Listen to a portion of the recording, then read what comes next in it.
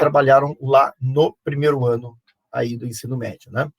Então, dentro dessa proposta, alternando temas de segundo e primeiro ano, e também nós estamos com um foco agora, o nosso foco principal é na geografia geral. Então, nós vamos trabalhar a parte da climatologia geral, trabalhando os fundamentos da climatologia. Vocês vão ver que é um tema que tem muita lógica, para compreender, né? A gente traz muitas vezes um certo ranço, não todo mundo, é claro, de que a geografia física, né? A geografia que estuda as paisagens naturais, necessita muito do recurso da memorização, de termos, né? De decorar coisas e tal, e a gente vai entender, vai conseguir perceber que a climatologia tem toda uma lógica. Né? Então, quando a gente trabalha os fundamentos, a parte de entender o clima e as suas características fica muito mais fácil. Então, para chegar na classificação climática, que não vai ser hoje que a gente vai fazer isso, nós vamos percorrer todo o fundamento da climatologia, trabalhando principalmente, eu vou mostrar para vocês qual é a nossa trajetória, trabalhando os fatores e os elementos climáticos, né?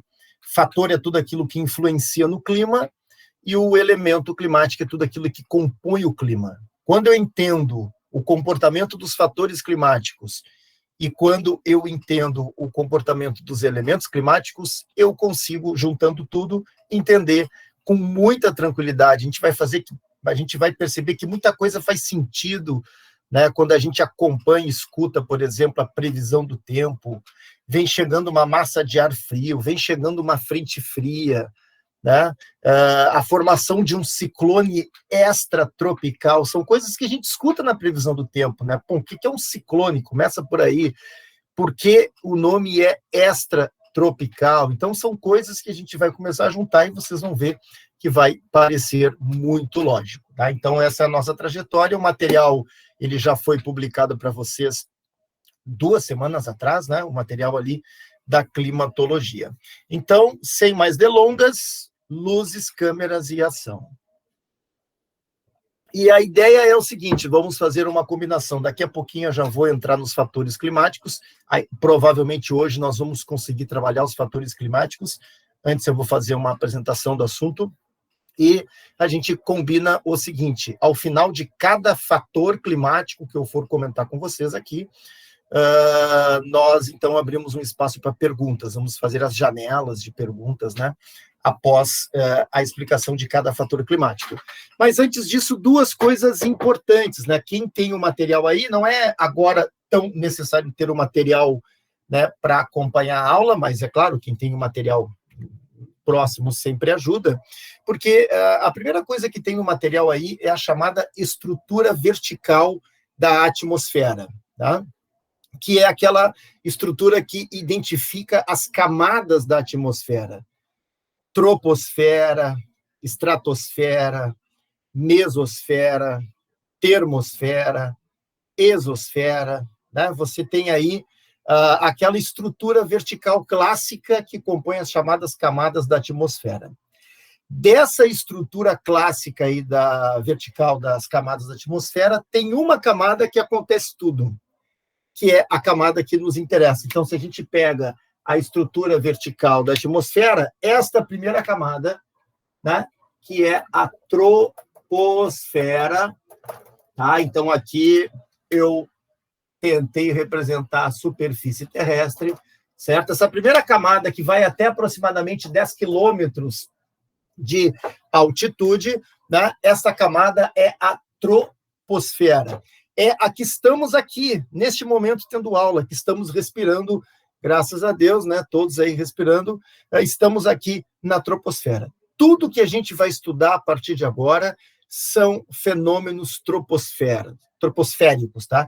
Todos os fenômenos meteorológicos, o deslocamento das massas de ar, a formação dos ventos, a influência da pressão atmosférica, as precipitações, as chuvas, né? Tudo, absolutamente tudo que a gente vai estudar está aqui na troposfera. A troposfera concentra praticamente todo o vapor d'água que existe na atmosfera e praticamente 75%, 3/4 da massa atmosférica está na troposfera.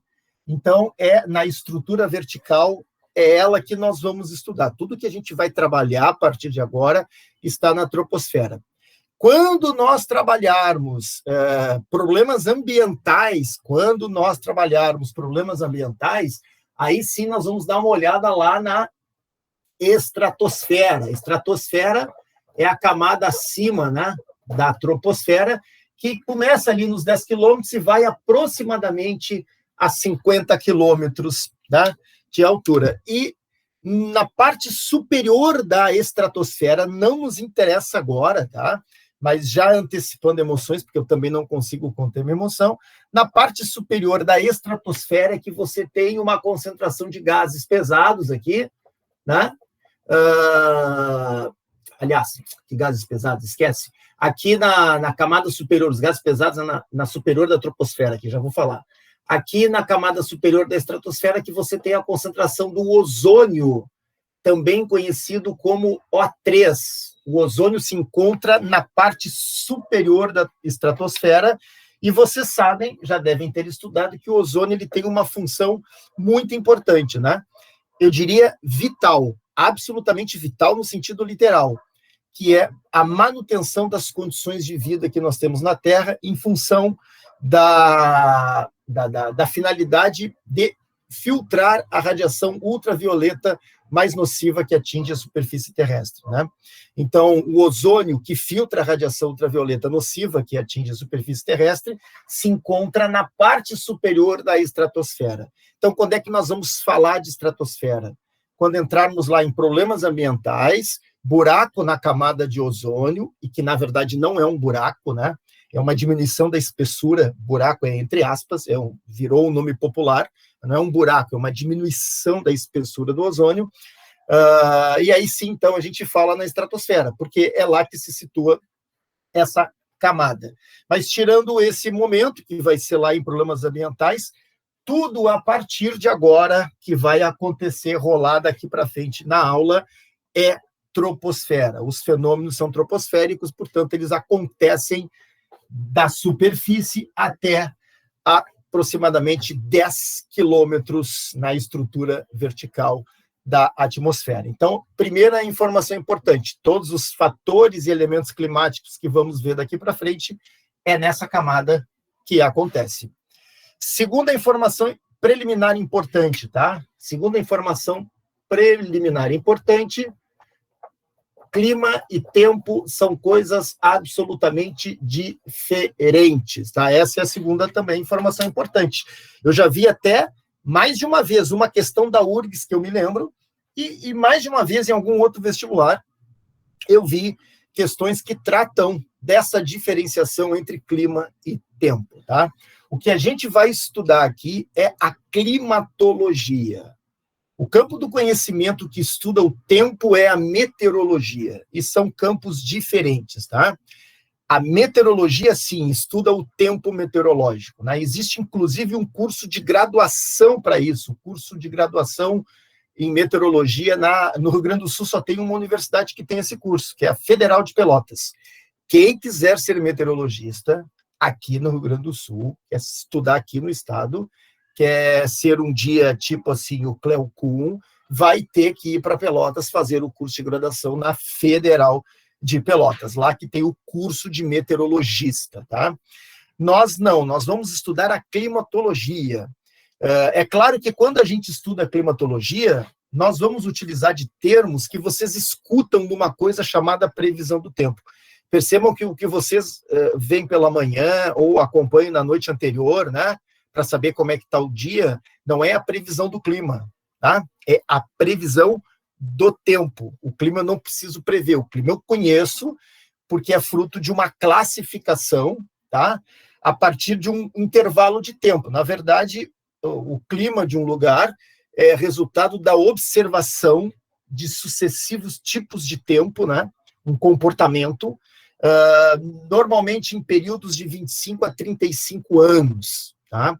Não é que o clima não mude, isso é uma coisa importante, né? Porque às vezes a gente fala assim muito rasamente que a diferença do tempo é que o tempo muda e o clima não muda. Não. Tempo muda, clima muda também. A diferença é o tempo, o tempo que demora para mudar, né? o tempo meteorológico, o tempo que a meteorologia estuda, o que é o tempo? É a condição meteorológica do momento. Tá? O tempo ele é muito dinâmico.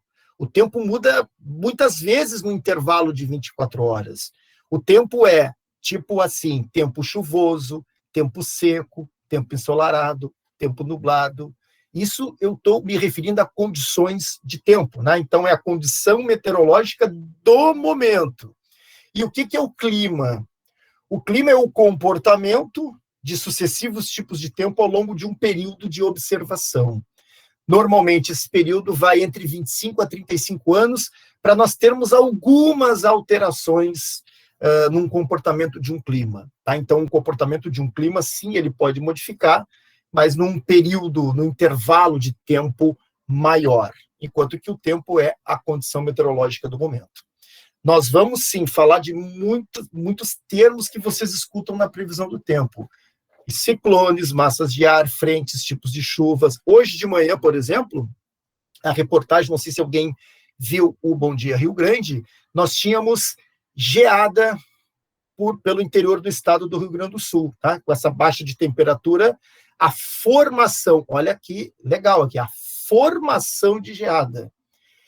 Eu acho até, por que eu estou falando legal isso? Porque tem aspectos que a comunicação melhorou bastante, tá? Na sua qualidade da informação. Eu já escutei em outros tempos, não estou mentindo, já escutei em outros tempos algumas atrocidades, tipo assim, caiu uma forte geada na madrugada. É uma aberração, né? Porque geada não cai.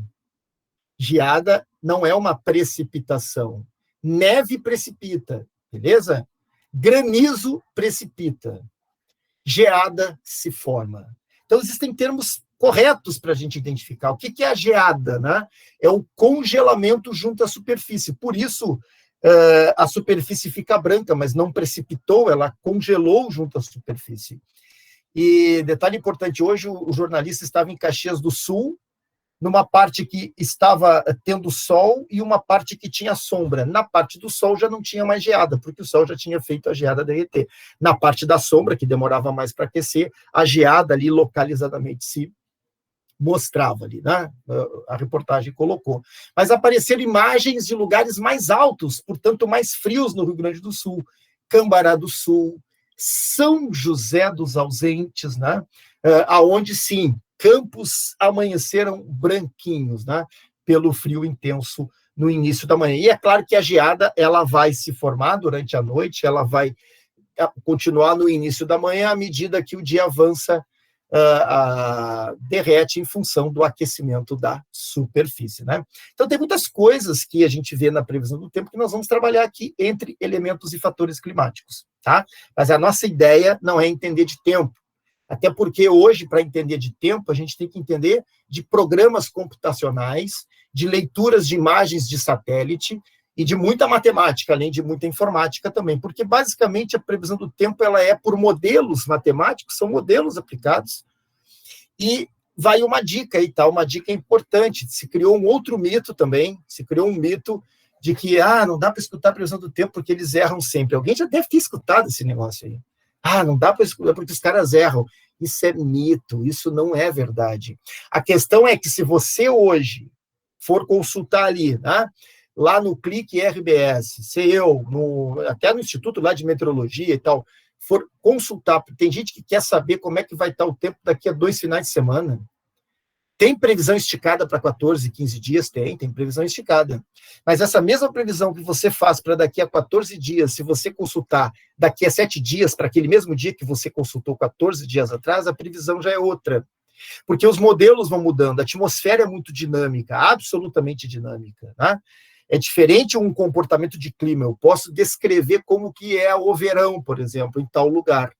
Mas o tempo com segurança em 2 semanas, não. Aliás, previsões do tempo seguras, se vocês querem essa dica, 48 horas ela é confiável, para menos melhor. Se você olha a previsão 24 horas, você consegue saber até o horário que vai começar a chover. Se prestarem atenção, diz assim, precipitação a partir das 15 horas, um pouquinho antes, um pouquinho depois, está precipitando. Então, ao contrário de ideias que se criaram, a previsão do tempo, ela é sim um instrumento muito seguro, cientificamente muito preciso desde que num intervalo de tempo muito restrito, né? 48 horas para menos. Mais do que isso, existe previsão do tempo, mas os modelos são muito dinâmicos, tá? Então, o que a gente vai estudar aqui não é tempo, e sim climatologia. Tentar entender o comportamento do clima. Portanto, esta primeira parte que fiz a apresentação, né? Falando da importância de estudarmos a troposfera. Tudo que a gente vai falar é da troposfera e da diferença de tempo e clima, né? Eu sei que eu instiguei outras coisas, esses outros conceitos todos nós vamos falar a partir de agora, mas dessas duas coisas que eu comentei nesse início, alguma dúvida, alguma pergunta? Professor, o que está escrito ali entre estratosfera e troposfera? Entre estratosfera e troposfera, 10 quilômetros. Beleza, valeu. 50 quilômetros. Camada superior, ozônio O3. Assim, fácil, fácil. Então, ao toque de 5 segundos, eu vou apagar o quadro. 1.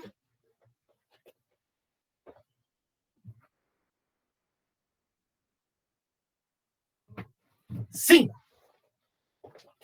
Isso foi só para esquentar, literalmente, a nossa carta de apresentação. Então, a ideia é o seguinte, tá? A ideia, a partir de agora, é trabalhar os chamados fatores. Eu vou apresentar eles, depois nós vamos um a um, tá? Fatores e elementos climáticos. Qual é a diferença, tá? De fator para elemento climático? Fator é tudo aquilo que vai influenciar no clima. O elemento climático são características do próprio clima, que compõem o clima. Por exemplo, fatores climáticos. Eu quero, antes de mais nada, dizer o seguinte, tá? Nós vamos analisar fator a fator. Nós vamos construir regrinhas para os fatores climáticos, tá? Porque existem tendências, comportamentos, então vamos construir regras. Mas, por favor, não é para decorar regrinhas. As regrinhas ajudam a entender. O importante é eu conseguir compreender, né? Mas sempre tem uma regra, porque existe um comportamento do clima, né? Então, quando eu entender bem os fatores e os elementos, eu junto eles todos, eu consigo entender com muita facilidade os tipos de clima, tá? Por isso a gente vai estudar separadamente, fator a fator, mas é claro que eles não acontecem isolados na atmosfera. Acontece tudo junto, tá? Acontece tudo junto. Assim como na geografia física eu estudo o clima, sim, mas tem relevo, tem vegetação, tem hidrografia, sim. Tudo compõe a biosfera, né? Tudo faz parte de um mesmo sistema. Mas é claro que a gente estuda separadamente em função de que existem algumas particularidades, alguns conceitos, enfim, tá? Então, a caracterização do clima é a combinação desses fatores e elementos. Mas, para nível de organização, a gente estuda separadamente, para poder aprofundar cada um. Então, quais são os fatores climáticos? O que influencia o clima de um lugar? A altitude é um fator climático importante, tá?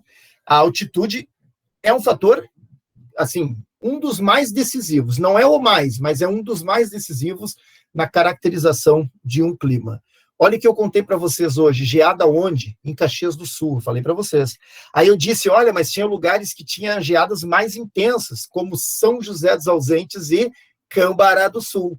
Eu citei para vocês lugares mais altos, tá? A gente vai perceber que à medida que a altitude aumenta, tudo dentro da troposfera. Estamos falando agora de troposfera, né? Enfim, à medida que a altitude aumenta, a temperatura tende a diminuir. A gente já vai entender o porquê que quanto mais alto, mais frio. Tudo vai ter um porquê. Essa é uma questão interessante, tá? A gente vai construir regrinhas e eu vou fazer com vocês que nem a criança quando está na fase do porquê, tá? É coisa incrível. Você explica por quê? Por quê? Por quê? Enquanto você não dá um porquê definitivo, mesmo, a criança continua no porquê. A gente vai brincar de porquê. Porque tudo tem um porquê, né? Tem uma lógica, tem uma explicação. Tipo, por que quanto mais alto, mais frio, né? Tem um motivo, a gente já vai explicar.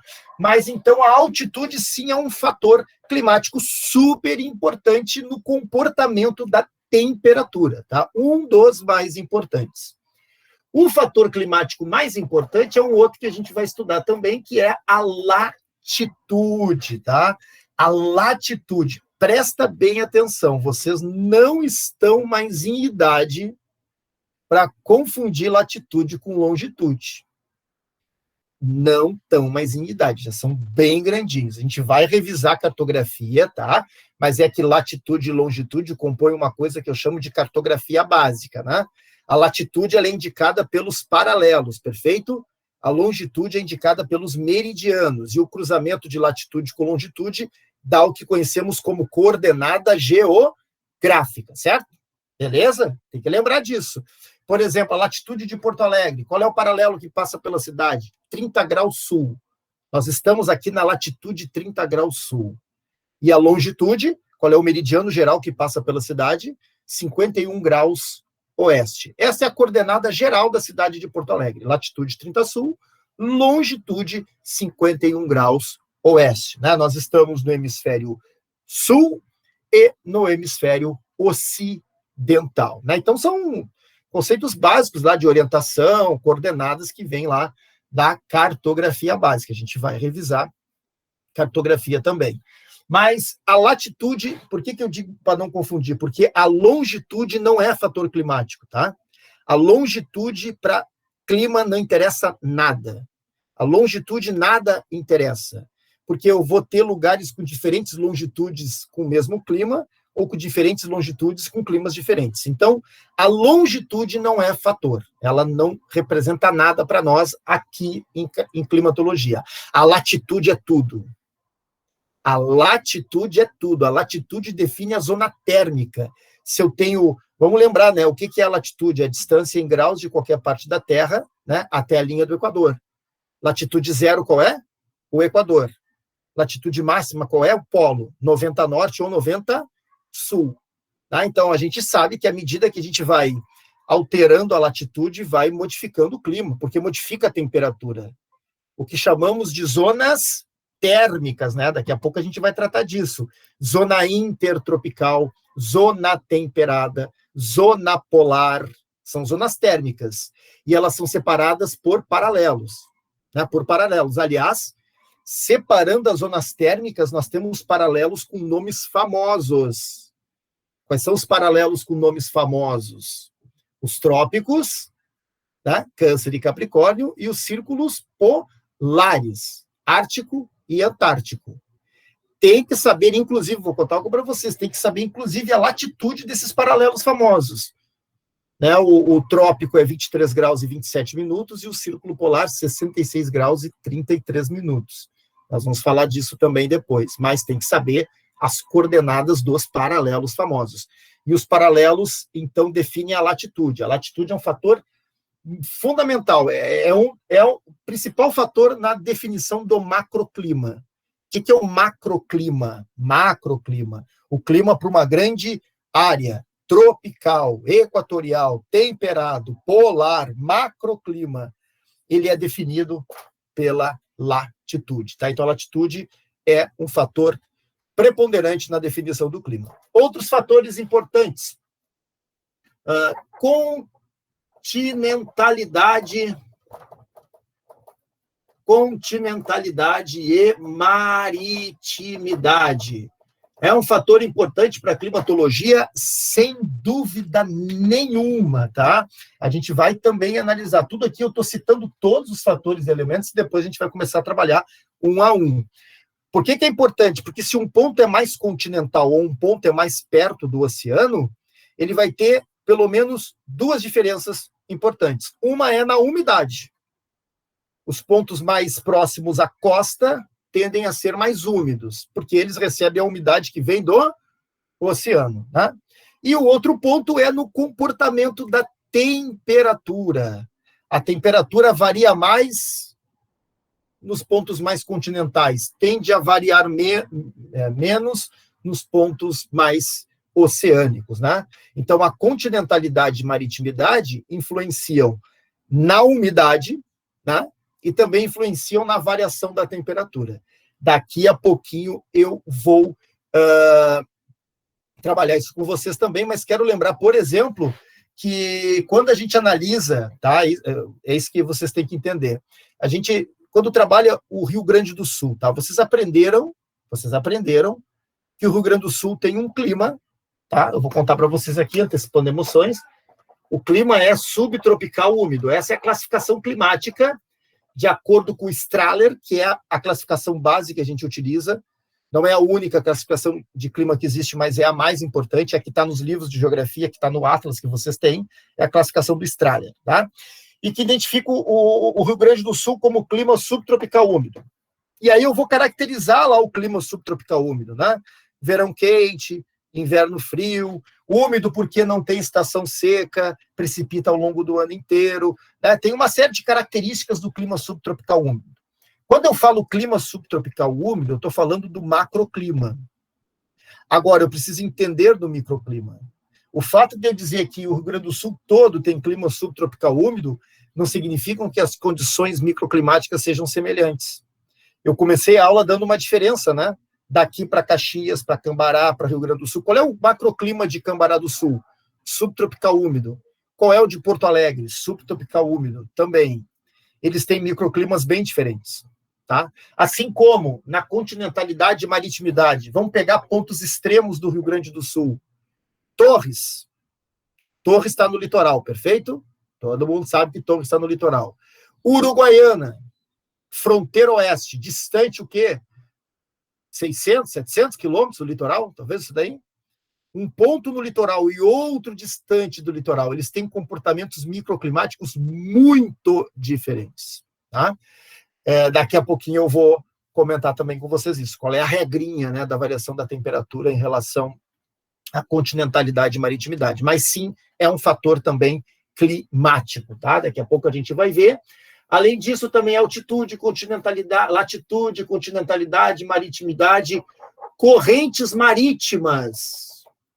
As correntes marítimas ou correntes marinhas influenciam no microclima das zonas costeiras? Sim.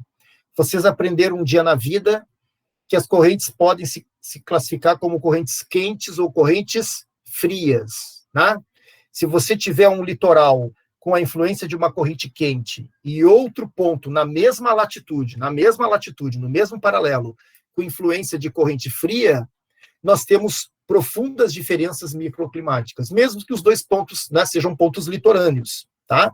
É porque a temperatura, o comportamento da corrente, né, vai influenciar na temperatura, obviamente, da água e também nos padrões de umidade, né? Porque quanto maior a temperatura, maior a taxa de evaporação, né? Maior a quantidade de vapor d'água. Por exemplo, as correntes marítimas vão influenciar no regime de chuvas nas zonas costeiras.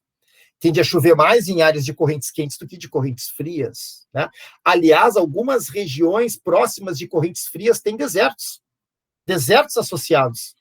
Aliás, a gente vai ver qual é a combinação para a formação de desertos, né? Uma combinação de fatores, tá? Um deles é a corrente fria. A corrente fria, ela é influenciadora na formação de desertos. Não é só a corrente fria que forma deserto, mas ela, combinada com outras características, formam desertos, tá? Então, a corrente marítima também. Mas, se a gente for para uma escala menor ainda, olha só, falei de Rio Grande do Sul, falei de municípios, agora vamos falar de Porto Alegre, tá? A cidade de Porto Alegre tem diferença microclimática, tá? Você tem pontos de temperaturas diferentes, por quê? Porque a vegetação é um fator climático.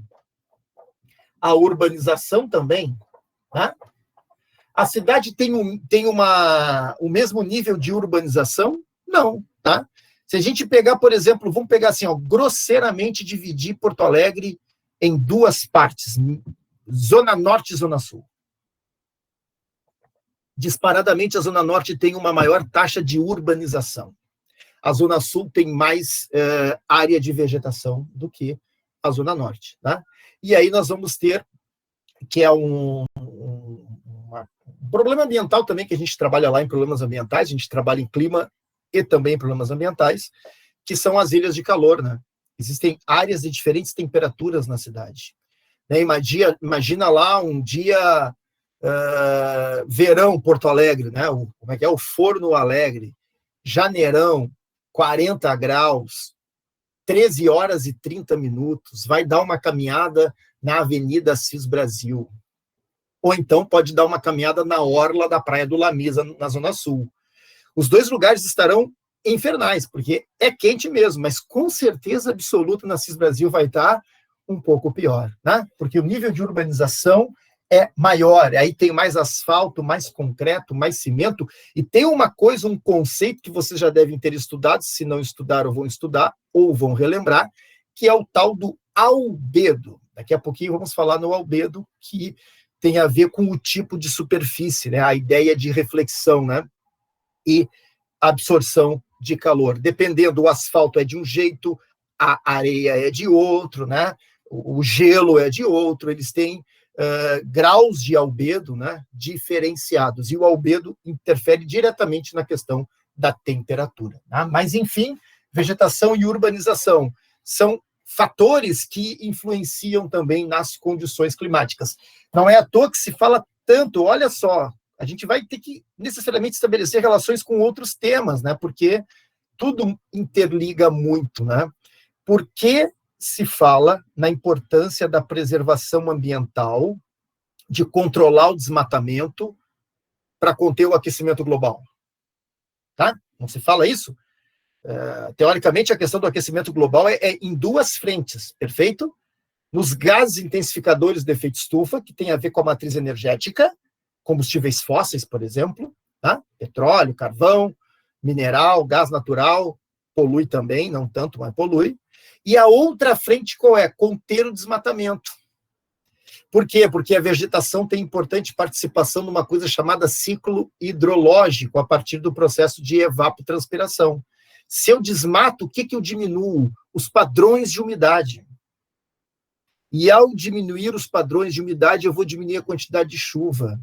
Eu tendo a aumentar a aridez. Além de desregular o clima, esse é um fator contribuinte também, tá?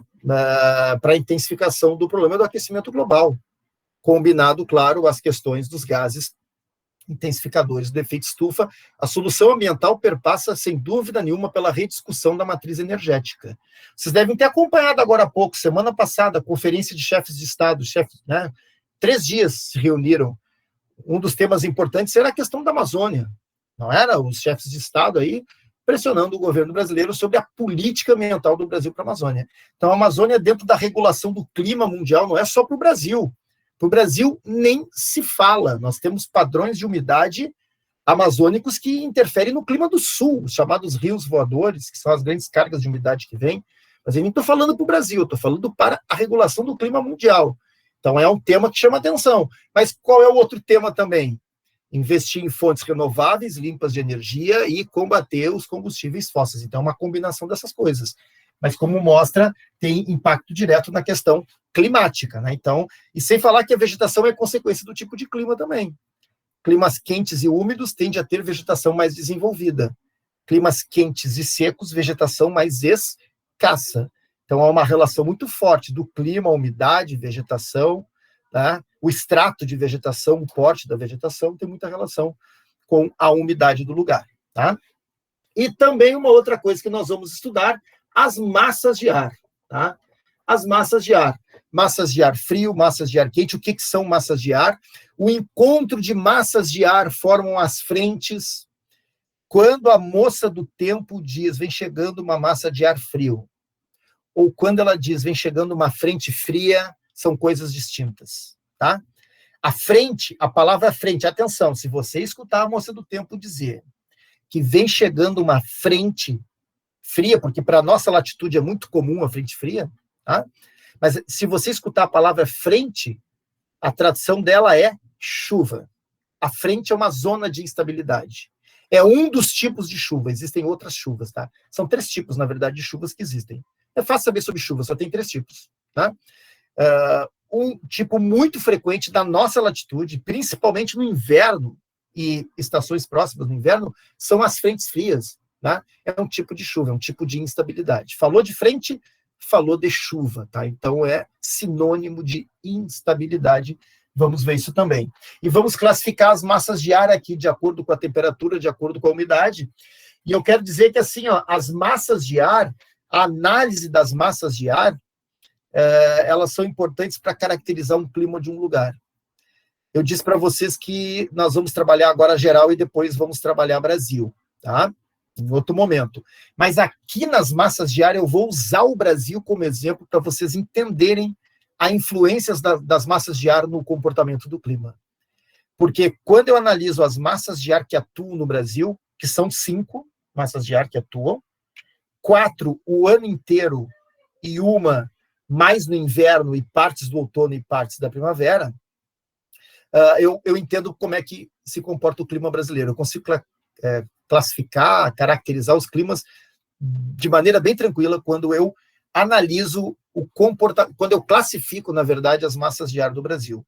E a gente vai classificar essas massas de ar de acordo com 2 critérios, temperatura e umidade. E aí a gente consegue entender bem a dinâmica do clima brasileiro. Então, tudo isso aqui são fatores climáticos, é tudo que influencia no clima. O que compõe o clima? O que vai compor o clima? Aí eu vou nos elementos climáticos. Os elementos são os componentes do clima. Quais são os elementos? Temperatura. Temperatura é um elemento do clima, tá? Vocês vão ver que quando a gente caracteriza clima, quando for lá trabalhar características dos climas no mundo, qual é a característica que a gente fala? Temperatura. Temperatura é um elemento. Qual é o outro elemento que a gente fala? Umidade. A umidade compõe. A gente vai caracterizar temperatura média, né? A umidade está muito relacionada com o quê?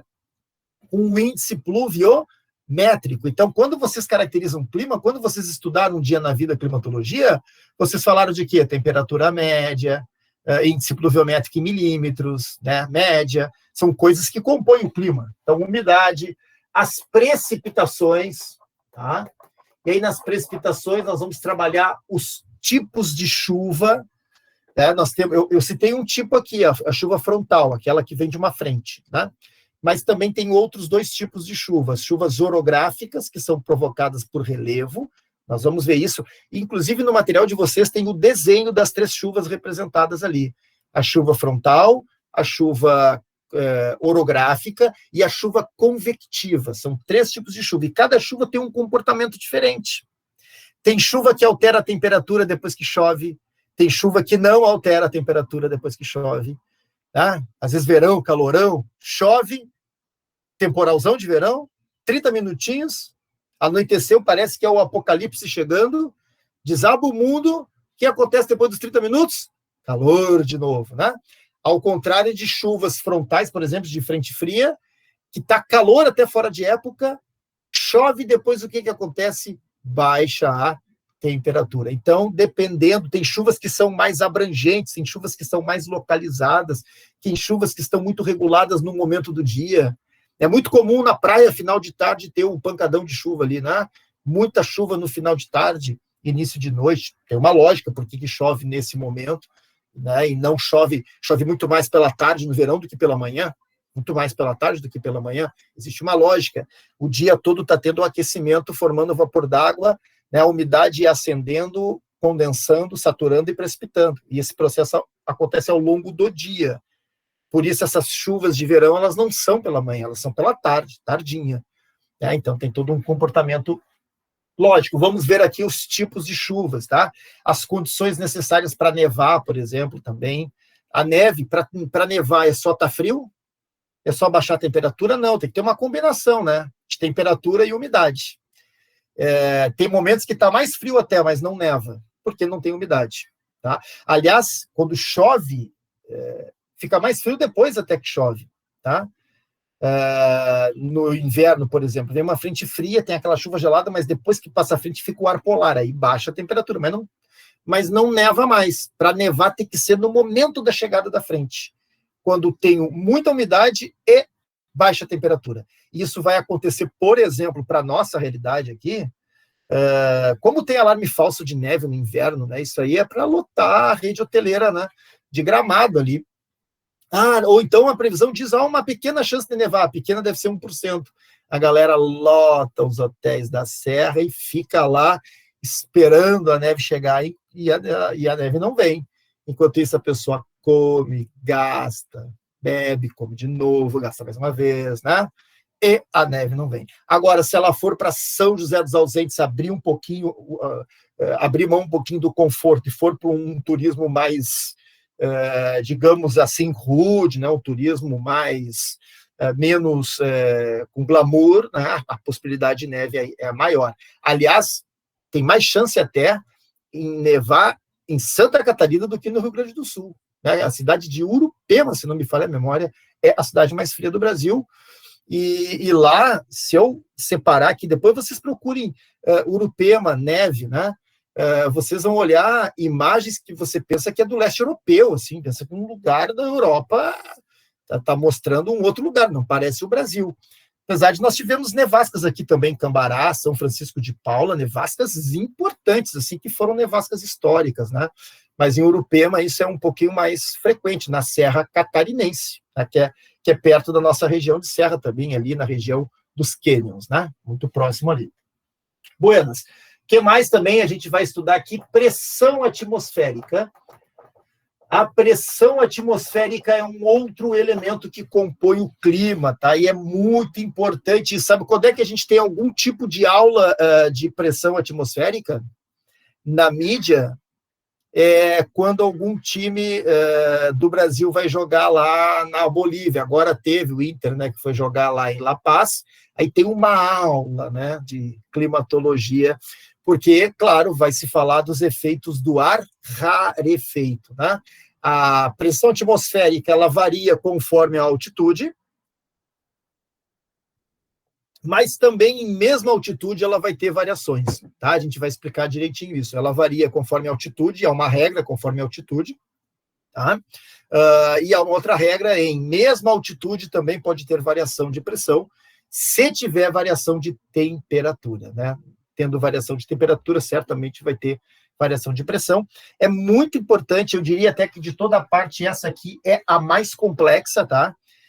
É a mais complexa, mas ela é importante para entender todo o resto que segue ali, porque eu preciso saber sobre centros de alta e baixa pressão, e como é que eu vou reconhecer onde está alta pressão, onde está baixa pressão? Reconhecendo as características de temperatura. O ar frio tem uma característica de pressão diferente do ar quente. O ar quente ele é mais leve, né? Ele é um ar expandido. O ar frio ele é mais denso. E eu vou dar N exemplos, tá? Uma competição de balonismo, o split, tem vários exemplos que eu acho que a física talvez trabalhe isso também, que vai deixar bem claro o efeito da pressão, né? No ar frio, no ar quente, mas é importante entender pressão atmosférica porque qual é o passo seguinte? O passo seguinte é estudar os ventos, tá? E o vento, que um dia na vida você aprendeu que é o ar em movimento, né? Na verdade, o vento é o deslocamento horizontal do ar. O deslocamento vertical chama-se corrente. O deslocamento horizontal é o vento, né? Mas para estudar vento eu tenho que entender de pressão. Por quê? Porque eu estou antecipando aqui para vocês que os ventos se deslocam das zonas de alta pressão para as zonas de baixa pressão. Então, eu preciso entender de pressão atmosférica. Por isso, eu trabalho pressão antes de trabalhar os ventos. E aqui, então, é que nós vamos trabalhar os fenômenos, né? Como ciclones, os furacões, os tufões, tá? Furacão e tufão. Qual é a diferença de furacão para tufão? Tem diferença física ou apenas é uma diferença por região geográfica do fenômeno? Essa é uma questão importante. Segundo, ciclone e furacão tem diferença, tá? O furacão é um ciclone, já antecipando emoções para vocês, todo furacão é um ciclone.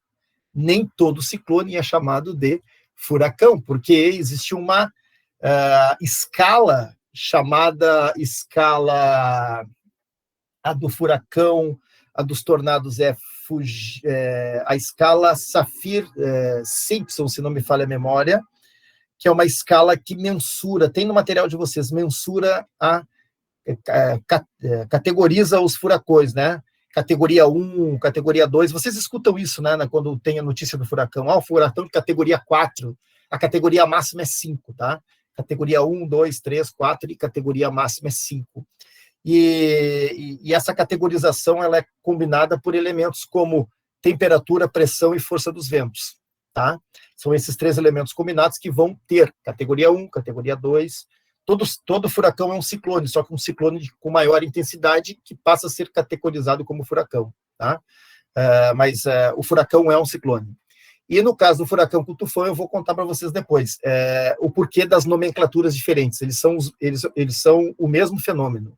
Furacão e tufão, fisicamente, não tem diferença. Mas eles recebem nomes diferentes quando ocorrem em determinadas regiões do planeta. E aí você vai recorrer um pouquinho à sua memória e vai escutar que você nunca viu um tufão atingir os Estados Unidos. Assim como você nunca viu um furacão atingir o Japão. Porque lá furacão se chama tufão, né? E o nosso tufão aqui é furacão. Por que isso, né? Tem um padrão, tá? Sem falar que também quando você escuta um furacão, sempre você escuta um nome junto, né? Catarina, o famoso Catarina lá, né? De Nova Orleans. Mas todo furacão tem um nome, perfeito? Por que se nomina furacão? Por que dá nome de furacão? Normalmente nomes femininos também, tá? Não há nenhuma relação de gênero aí, por favor. Mas normalmente são nomes femininos. Raros furacões tiveram nomenclaturas masculinas. A maior parte são nomenclaturas femininas. Por que, então, que os furacões têm nome? Eu vou contar para vocês também. E já teve furacão no Brasil ou não? Essa também é uma outra pergunta importante. E eu vou relatar para vocês. Além disso, também, além dos furacões, tem outro fenômeno também tempestuoso, forte, que são os tornados. Tá? E tornado não tem nada a ver com furacão. São fenômenos também diferentes, de origens diferentes, e ocorrem e se formam em áreas diferentes também. Né? Então, aqui a gente estuda os elementos do clima, com os ventos vamos falar desses ciclones, furacões e tufões, as tempestades, né? E aí depois, então, de fatores e elementos climáticos, depois de entender isso, aí fica fácil, porque daí a gente vai estudar a classificação dos climas, tá? E para analisar os climas, um gráfico que vocês um dia já se depararam na vida, o chamado gráfico do climograma. É um gráfico que tem barrinhas para representar chuva e uma linha para representar a temperatura. Lembrem lá do primeiro ano, vocês devem ter estudado em climatologia, climograma, devem ter se deparado numa prova com um climograma. A gente vai aprender a analisar um climograma também, que ele está muito relacionado à característica do clima, né? Então, esse é o quadro geral. O que nós vamos fazer agora? Nós vamos um a um. Nós vamos, fator a fator, combinando elemento de temperatura e umidade a todos esses fatores, tá? E depois nós vamos trabalhar isoladamente as chuvas, a pressão atmosférica e o vento. Isso aqui vai ficar para a próxima aula, isso aqui é o que vai acontecer no restante da aula de hoje. Buenas, eu quis jogar esse monte de informações aqui para que vocês percebam que há uma forte conexão entre tudo, né? Então, para que eu possa ter uma boa noção do todo, eu tenho que compreender bem as partes. É o que a gente vai começar a fazer a partir de agora. Mas, por hora, nessa enxurrada de informações climáticas aqui, né? Alguma observação, alguma pergunta, alguma consideração? A hora é agora, enquanto eu tomo uma aguinha aqui. Prof, sobre aquilo de nevar mais em Santa Catarina do que no Rio Grande do Sul, é porque a região da serra deles é mais alta? É mais alto, é um pouco mais alto. O nosso, isso, é mais alto. Detalhe importante, o Rio Grande do Sul tem maior quantidade de áreas com temperaturas mais baixas, tá? Mas o registro de lugar mais frio a área é menor, mas ela é mais alta. O ponto culminante do Rio Grande do Sul é 1.398 metros, tá, de altitude. Aliás, uma coisa importante, tá? Altitude, não altura, né? Sim. Isso, altitude é porque sempre a referência é o nível do mar, tá? E altura, existe um conceito de altura também, tá? A altura é a distância da base ao topo. Eu vejo aqui a altura do meu prédio, a distância da base ao topo. Né? De uma montanha seria da base ao topo. A altitude é o nível do mar. Certo. O fator é a altitude, tá? Então, o Rio Grande do Sul, o ponto culminante ali é 1.398 metros de altitude, que fica em São José dos Ausentes.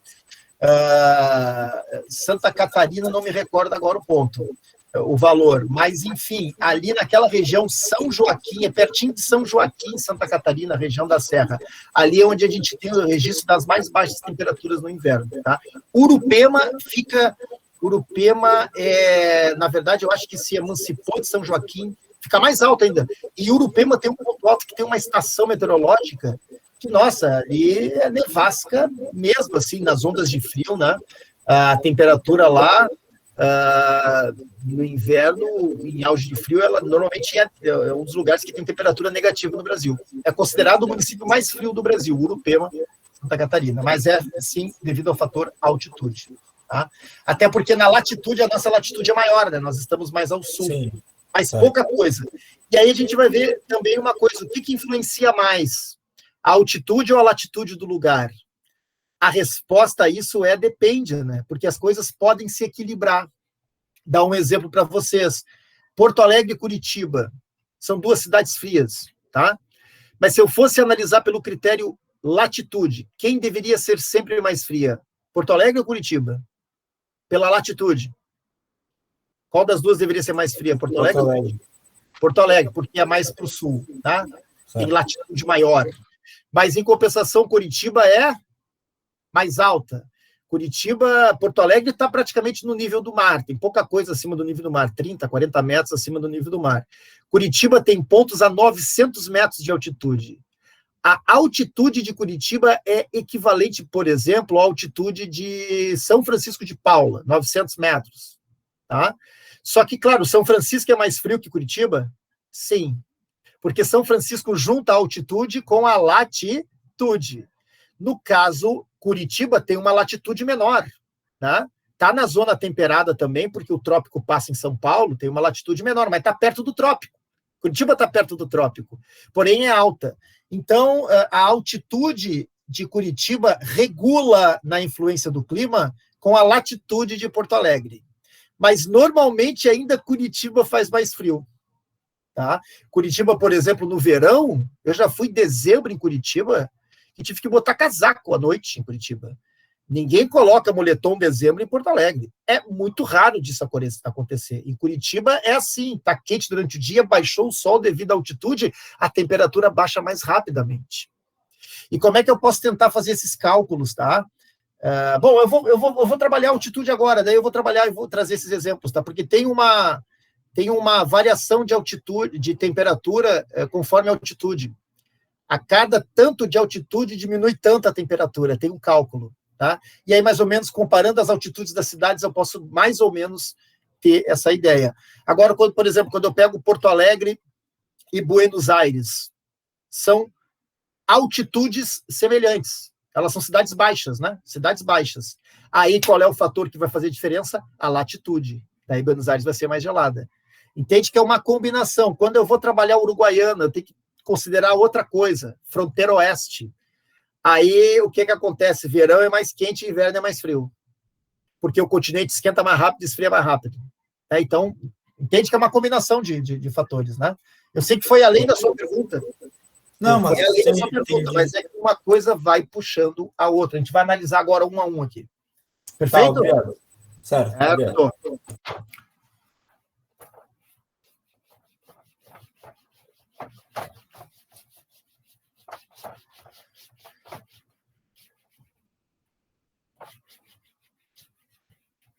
Buenas. Então, vamos lá. Altitude. Do ponto de vista da troposfera, tá? Agora a gente está falando da troposfera, né? Do ponto de vista da troposfera. Existe uma relação entre temperatura e altitude, né? Se a gente fosse construir uma regrinha, como ficaria essa regra? Se a gente fosse uma regrinha, como é que ficaria essa regra, né? Vamos escrever aqui. Quanto maior a altitude, vírgula, menor será a temperatura. Concordam comigo, sim ou não? Sim, né? Quanto mais alto, mais frio. É sempre assim, professor? Não. Mas, em média, sim. Tá? Vou dar um exemplo. Pode Caxias do Sul, pode Gramado estar mais quente do que Porto Alegre um dia? Pode.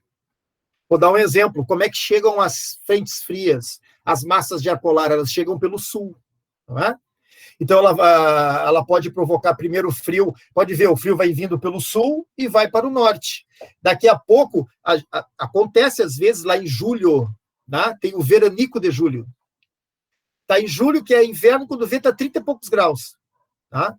E aí a frente fria vem, provoca chuva no sul, certo? Derruba as temperaturas ali em Rio Grande, Pelotas, Bagé, no sul.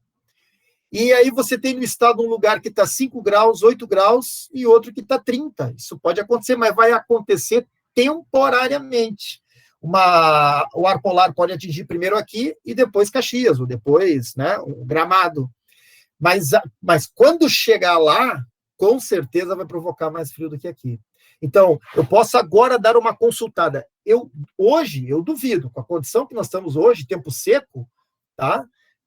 Não tem nenhuma alteração agora, a temperatura está fria. Se a gente entrar aqui, Porto Alegre, não sei que temperatura que está, mas Gramado está menos. Com certeza Gramado está menos e com certeza Câmara do Sul está menos que Gramado. Tá? A lógica agora, nesse final de tarde, é isso daí.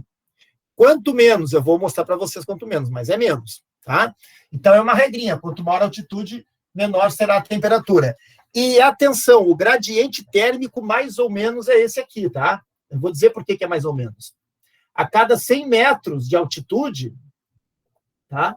A temperatura diminui em torno de 0,5 a 0,6 graus.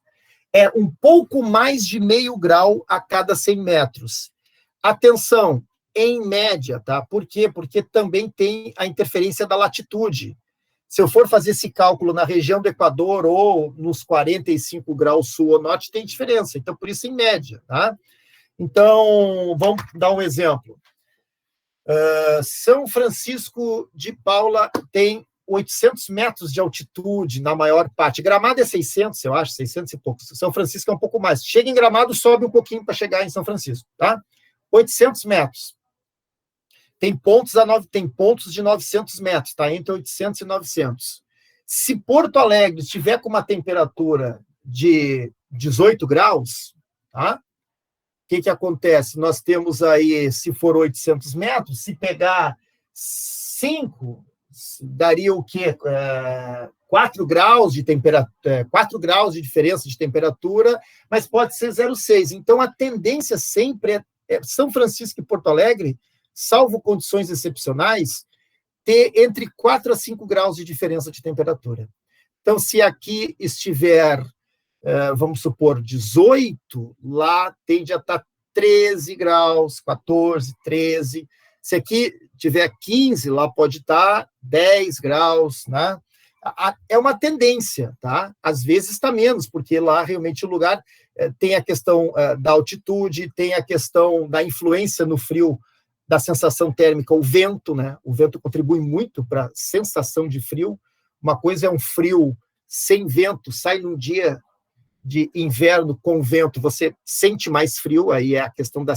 A sensação térmica é outra coisa, tá? Vocês já ouviram isso, né? Previsão, temperatura tal, sensação térmica tal, né? Quando é que a sensação térmica modifica?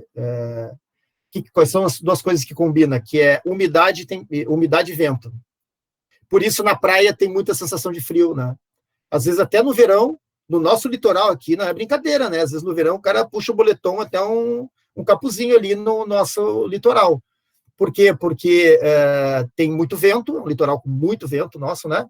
E tem a umidade. Então, o vento e a umidade pode combinar com uma sensação de temperatura e de frio maior do que a temperatura registrada, né? É a sensação. Que tem um cálculo daí lá que se faz pelo vento e pela percentual de umidade, né? Aquela percentual de umidade relativa do ar, né? Combina isso, calcula a sensação térmica. Qualquer previsão do tempo, muitas delas, pelo menos, você tem ali a temperatura e sensação térmica. E às vezes tem diferença de 1 grau, 2 graus, né? Mas se tiver muito vento e muito úmido, a diferença vai ser maior da temperatura registrada. Tá? Agora, a pergunta que não quer calar. Essa relação aqui, temperatura e altitude, é uma relação direta ou uma relação inversa? Inversa ou direta? Inverso? Claro, olha só, quanto maior a altitude, menor a temperatura, uma relação inversa. Mas agora vem a pergunta, aquela da criança na fase do porquê. Atenção, criança na fase do porquê. Por que à medida que a altitude aumenta, a temperatura diminui? Imagina uma criança, vamos pensar uma criança perguntando para você, né? A criança pergunta assim, o que aquece a Terra? E você diz, olha, a nossa fonte primária é o Sol. A nossa fonte primária de energia e de aquecimento é o Sol, né? Ninguém tem dúvida disso. Aí a criança diz assim, mas quanto mais alto que eu estou, eu não estou mais perto do Sol. Olha só, uma pergunta super ingênua, assim, né? Uma criança que está fazendo relações muito diretas. Quanto mais alto que eu estou mais perto do Sol, né? Claro, ela não tem noção de que isso astronomicamente não resolve nada, mas ela pensa que está mais perto do Sol, o Sol está no céu, né? Está no teto, então vou lá pegando o Sol. Então, se está mais perto do Sol, e o Sol é nessa fonte de aquecimento, por que à medida que a altitude aumenta, a temperatura diminui e não aumenta, né? Essa é uma pergunta importante.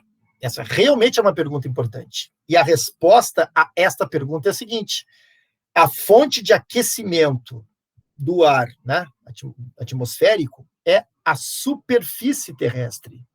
O calor vem de baixo, tá? Então, o que acontece? Olha só, o Sol é a nossa fonte de energia primária, né? O Sol, ele aquece. Atenção, na estratosfera tem uma tal camada de ozônio, também conhecida como O3, né? O ozônio lá na estratosfera, perto dos 50 quilômetros, né? Que vai filtrar a radiação ultravioleta. Uma outra parte dessa radiação aqui vai refletir na própria atmosfera. Tem reflexão na atmosfera também, tá? Tem reflexão na atmosfera, certo? Tem uma parte que vai refletir.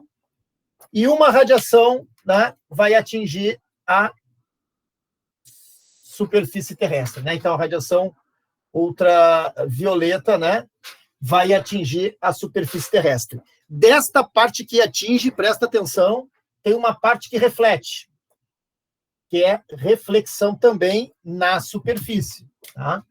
Reflexão. E aqui, então, entra aquele conceito importante. Como é que é o nome do grau de reflexão de uma superfície? Nós chamamos de albedo. Toda superfície tem um albedo. O que é o albedo? Coloca o conceito. Grau de reflexão de uma superfície. Atenção, uma coisa importante. Quanto maior o albedo, menos aquece. Vou repetir, quanto maior o albedo, menor o aquecimento, por um simples motivo. Quanto mais reflete, menos absorve a superfície, certo? Por exemplo, no asfalto, tá? No asfalto, o albedo é alto ou baixo? Responde para mim, quem entendeu, responde. O albedo é alto ou baixo do asfalto? Baixo. Baixo, perfeito. E o que acontece com a temperatura no asfalto?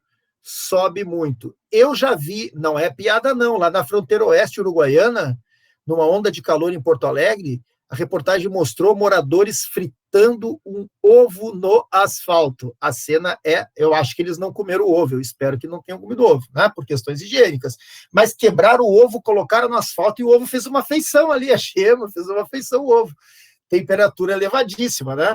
Se eu pegar a neve tem um albedo elevadíssimo.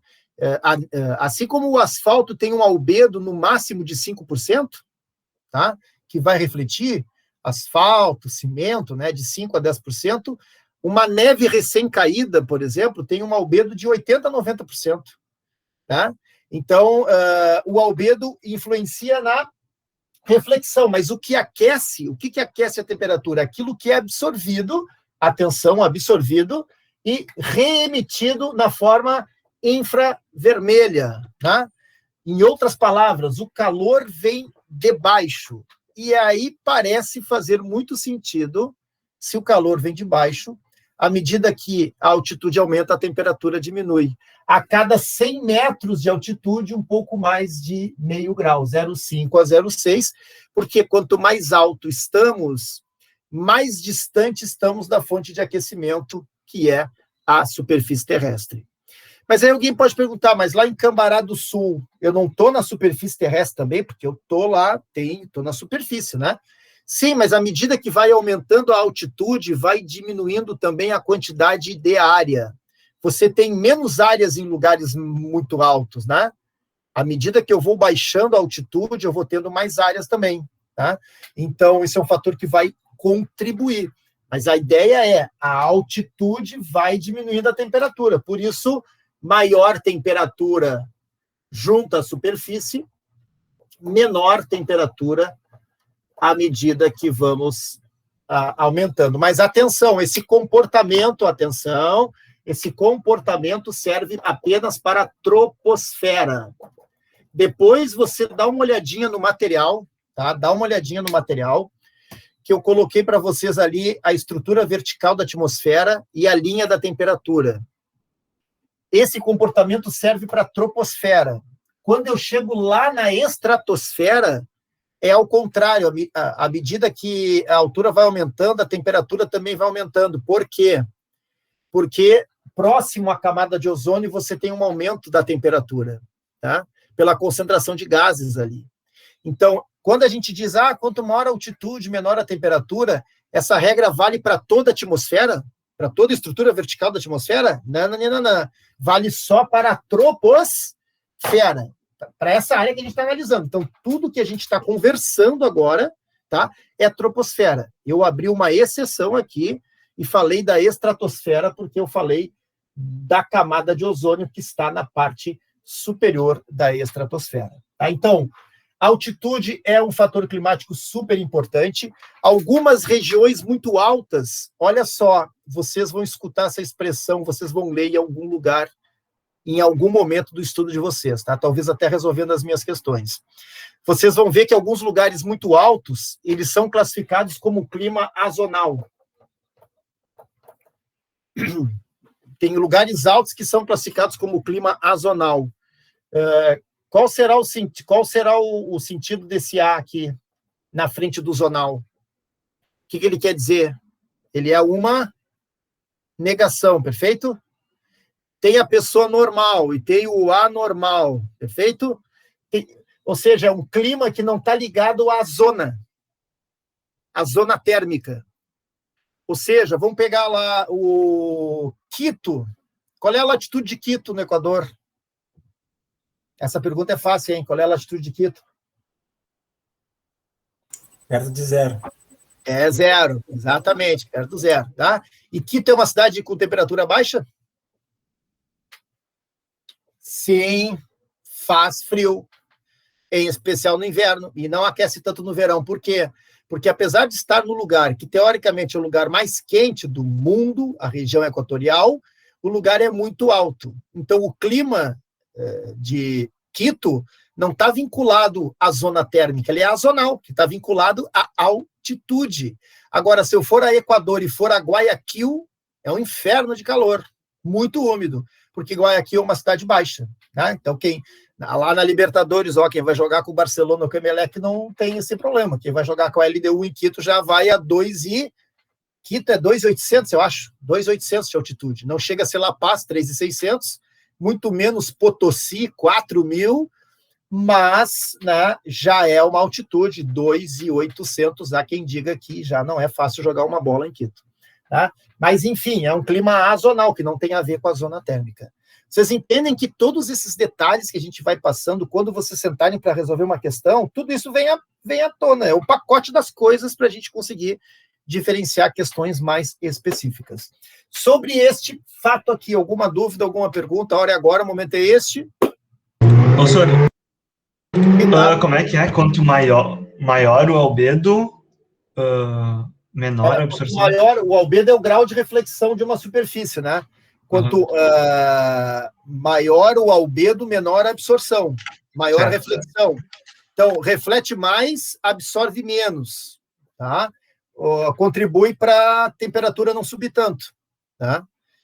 Reflete mais, não absorve tanto. Então, por exemplo, a neve reflete mais do que o cimento, que o asfalto. Portanto, a temperatura é menor. Certo, obrigado. Tá? O albedo é algo muito... O albedo, aliás, é um dos responsáveis pelas ilhas de calor na cidade, né? E o que se faz para quebrar ilhas de calor? Parques, praças, né? Áreas verdes. Por isso, a política de arborização de uma cidade ela é fundamental. Aliás, Porto Alegre é uma cidade bem arborizada, tá? Porto Alegre tem um bom nível de arborização. E ainda assim é muito quente, né? Agora, imagina uma Porto Alegre que não tivesse redenção marinha, que não tivesse o Guaíba, que ajuda a quebrar um pouco essa ilha de calor também. Nossa, seria o super Forno Alegre. Mas a vegetação, ela quebra as ilhas de calor. Então, arborizar não é só para deixar bonitinho, é para melhorar a qualidade do ar, é para quebrar as ilhas de calor, tá? E aí, claro, você influencia na temperatura. Mas atenção, uma cidade sempre tem temperatura mais elevada que o interior. A área urbana tende a ter mais que a área rural. Sempre não, né?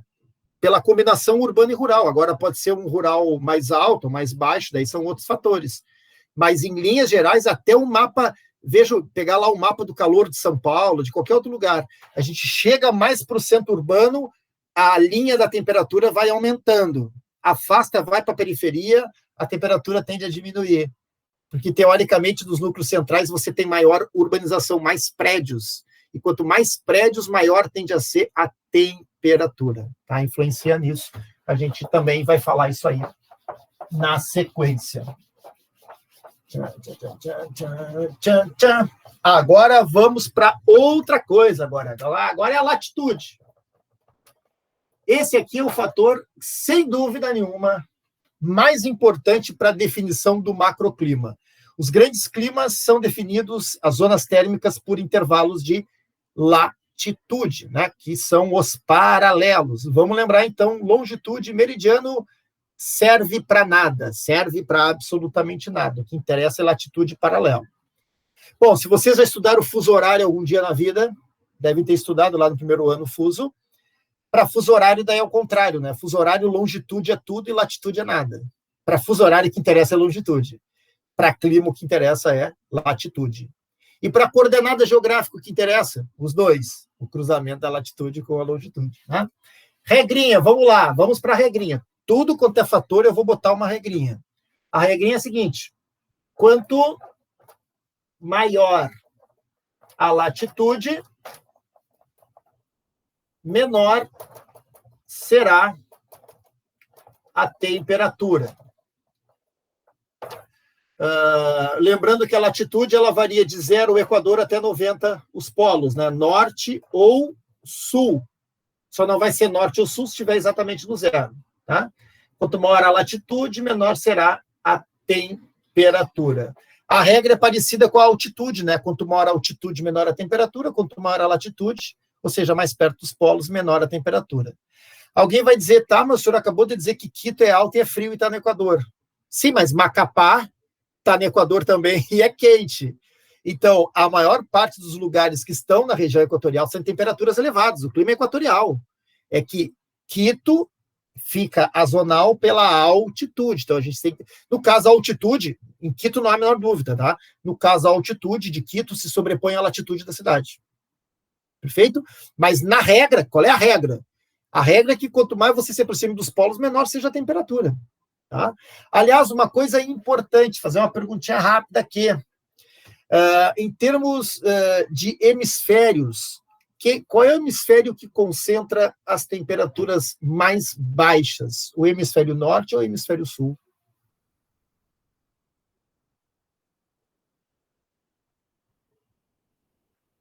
Vocês têm duas opções, é norte ou sul, não há uma terceira possibilidade. Eu acho que é o sul por causa da Antártida, mas eu acho que não. Então, não, essa é uma pergunta boa, tá?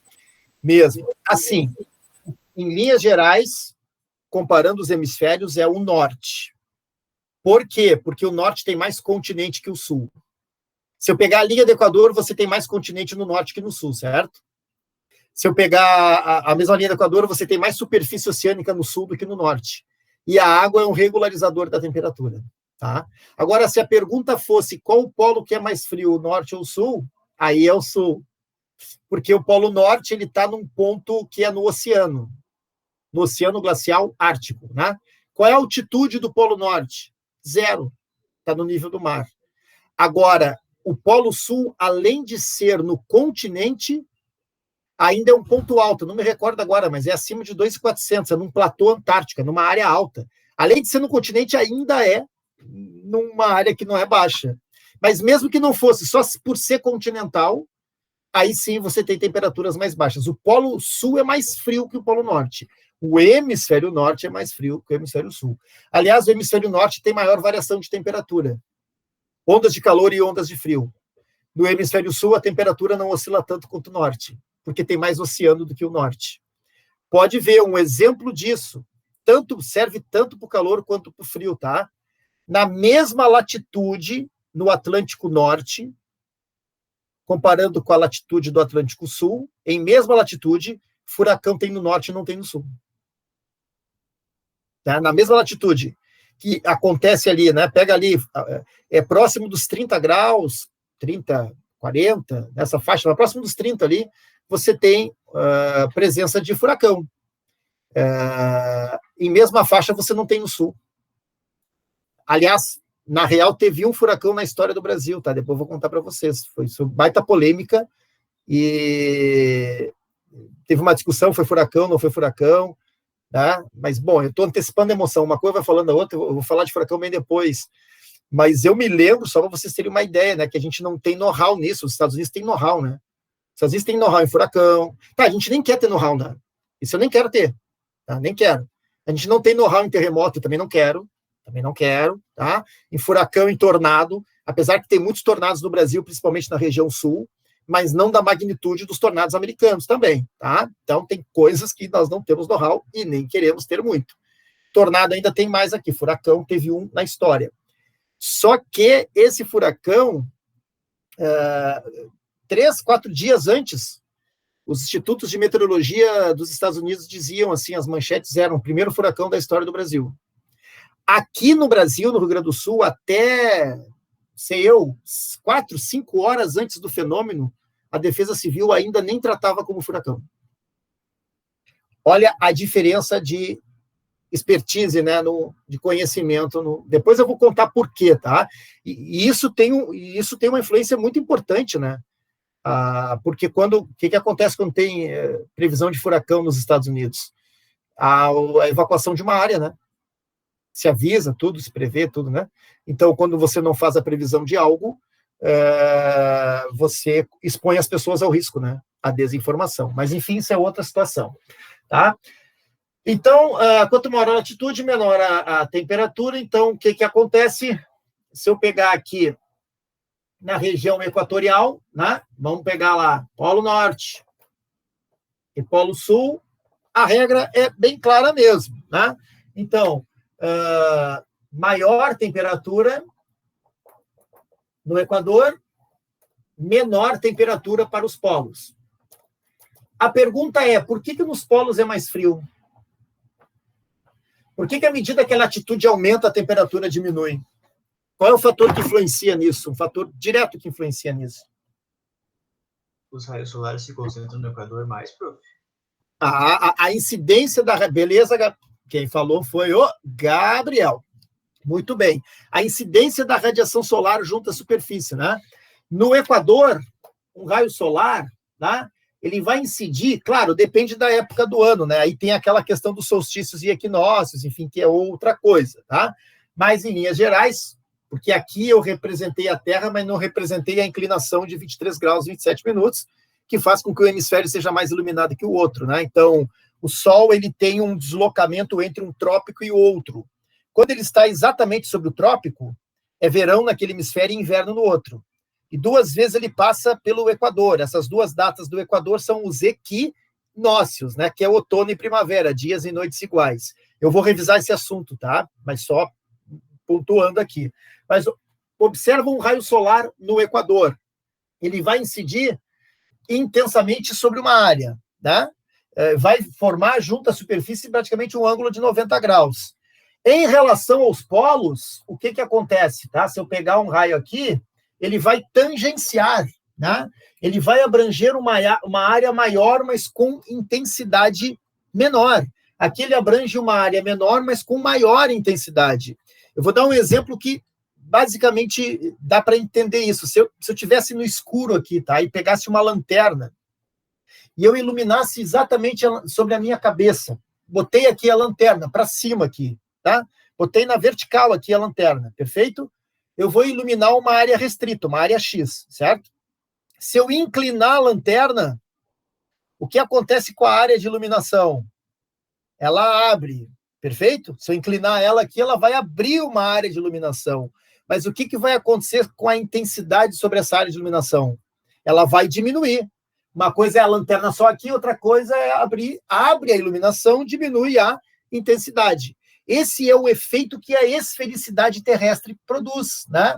Você tem uma área maior, mas com intensidade menor, né? Aqui você tem uma área menor com maior intensidade. Então, a esfericidade terrestre na região, a característica da Terra, e devido à esfericidade terrestre, as regiões polares tendem a ter temperaturas mais baixas. E aí tem um elemento importante: se é mais baixo, é mais frio. Tá? Se é mais frio. Se é mais frio, nessas regiões, você tem a formação de gelo. Presta atenção, o gelo, ele contribui para a manutenção da temperatura baixa. Por quê? Porque o albedo, ele é alto do gelo, tá? Então, além da incidência ser por uma área maior e com intensidade menor, daquilo que atinge a superfície, a maior parte reflete, porque o albedo é alto. Predominam superfícies claras, brancas, de gelo, tanto no norte quanto no sul. Então, o albedo não provoca o frio, mas o albedo contribui para a manutenção das temperaturas baixas, tá? Associado à esfericidade terrestre. O elevado albedo e a esfericidade terrestre, a combinação disso faz com que, quanto maior a latitude, menor seja a temperatura. No caso do albedo, a contribuição é nas regiões polares, pelo predomínio do gelo, tanto o gelo ártico, né, nas partes continentais do Ártico, e o gelo superficial do oceano, porque o oceano não congela, né, por causa do sal, mas ele tem um congelamento superficial, que são as banquisas.